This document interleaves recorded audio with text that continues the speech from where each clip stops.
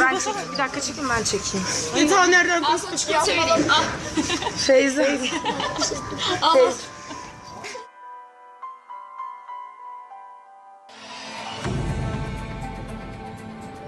Eğer ne zaman başladığını bilirsek nedenini de bulabiliriz. Abi içeri gireceğim, kapıdan içeri giremiyorum. Kız duba gibi. En son dayanamadım yani. Pardon canım, çekilir misin biraz dedim. Giremiyorum içeri dedim. Melis öyleydi ortaokulda. Tam bir Dubai'de. Bayağı vermiş o zaman.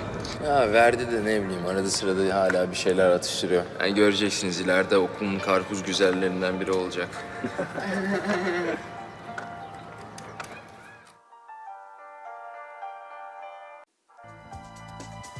Kimse beni rezil edemez.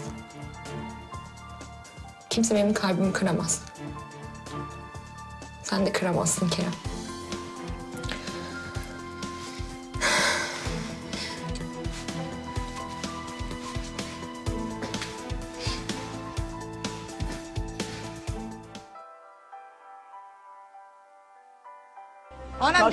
Annem diyor çocuğa bakma. Bir susar mısın?